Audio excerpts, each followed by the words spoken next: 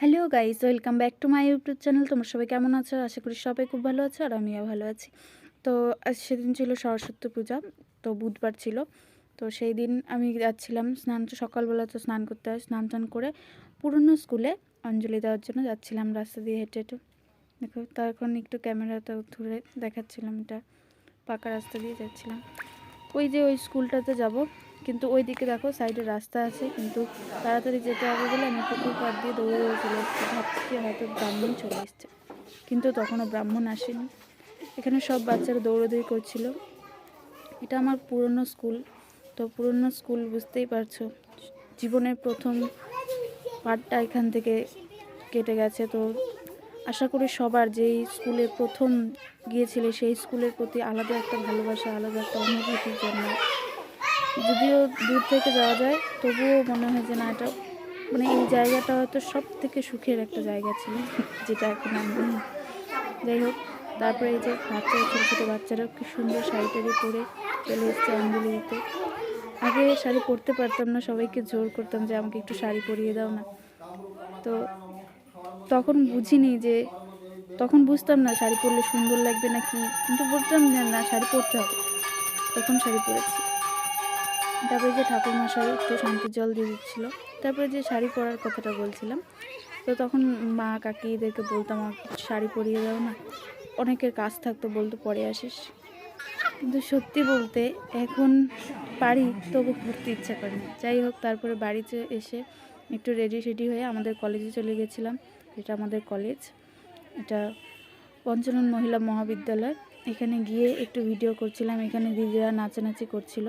নাচানাচি করার পর এখানে আমি আর বুনু গিয়েছিলাম, যদিও আমি কারোর সাথে যাইনি, শাড়ি টাড়ি পরিও নি। তো এখানে একটু ভিডিও করে তারপর আমি চলে এসেছি। তারপরে চলে গিয়েছি খেতে, খাওয়ার ওখানে গিয়ে বসছি, মানে প্রচণ্ড ভিড় ছিল। তারপর এখানে আমি দিদিদেরকে বললাম একটু সাইড দাও, আমাকে বসতে দাও। তারপরে দিদিরা আমাকে বসতে দিল। তারপরে খেয়ে নিই, খাওয়াটার ভিডিও করা হয়নি, তখন খুব ভিড় ছিল। এসে গেছি হেভেনশির কলেজ। সেই কলেজে এসে কলেজের গেটে দেখতেই পাচ্ছ কি পরিমাণ ভিড় গাইস। সত্যি বলতে এমনি সরস্বতী পূজা, আবার ভ্যালেন্টাইন্স ডে, যদিও আমাদের সিঙ্গেলদের জন্য কিছু নেই এখানে, কিন্তু বিশ্বাস করবে না, এত ভিড় এত ভিড়, নিজেকে কেমন যেন লাগছিল যে আমি কেন বেঁচে আছি, আমি এই দিনে কেন বাইরে বেরিয়েছি। যাই হোক, বোন খুব আবদার করেছিল, ওর জন্য বেরোতেই হলো। তারপরে এখানে এই ঠাকুর প্রণাম করে একটু ভিডিও সেরে বেরিয়ে যাচ্ছিলাম মাঠের দিকটায়। মাঠ দিয়ে হাঁটতে হাঁটতে চলে গেলাম জ্যাঙ্কিংসে। আসলে বলা হয়নি যে আমি কোথায় গিয়েছিলাম। আমি গিয়েছিলাম কোচবিহারে, আর যেগুলো বলছি এগুলো কোচবিহার। তারপর কোচবিহার মদনমোহন বাড়ি গেলাম। তো মদনমোহন বাড়িতেও মানে যেগুলো মানুষ ঘোরার জায়গা আছে, সেই দিন একেবারে এক জায়গাটাও ফাঁকা ছিল না। তারপরে এখানে মদনমোহন বাড়ি এমনিতেও সবসময় ভিড়ই থাকে, আজকেও ভিড় ছিল। তারপরে একটু ঘুরে ঘুরে দেখছিলাম। তারপরে যে মানে আমি রাস্তা দিয়ে যাচ্ছিলাম, দেখলাম একটা বাচ্চাদের স্কুল, খুব সুন্দর ডেকোরেশন করেছে, সাজিয়েছে। তো আমি বললাম যাই একটু বাচ্চাদের স্কুলটার থেকে ঘুরে আসি। তারপরে বাচ্চাদের স্কুলে গেলাম, একটু বাচ্চারা কি সুন্দর দোলনায় দুলছিল, সুন্দর লাগছিল। তারপরে হেঁটে হেঁটে চলে গেলাম আবার স্টেডিয়াম। দেখো ওই দেখো কোচবিহার রাজবাড়ি দেখা যাচ্ছে, যদিও আমি রাজবাড়িতে যাইনি, মানে তারপরে তোমাদের দেখাচ্ছি রাজবাড়ির অবস্থা। স্টেডিয়ামেই দেখো সবাই কাপল। এই তো যেটার বলছিলাম, দেখো গাইস রাজবাড়ির এখানে তো বিশ্বাস করবো না, এত ভিড় এত ভিড় এত ভিড়, শুধু মাথাটাই দেখা যাচ্ছে, আর কিচ্ছু দেখা যাচ্ছে না।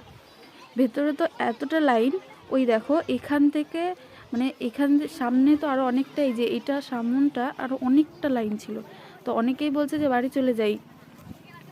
তারপরে এখান থেকে ভিডিও করতে করতে আমি চলে এসেছিলাম। তারপরে একটু কোকোকলা দেন চলে গিয়েছিলাম কোচবিহার কলেজ।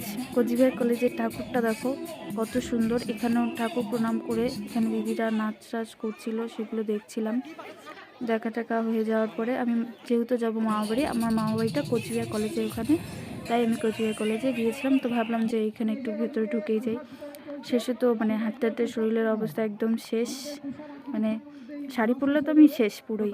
যাই হোক, তোমাদের ভিডিওটা কেমন লাগলো, ভালো লাগলো অবশ্যই লাইক কমেন্ট সাবস্ক্রাইব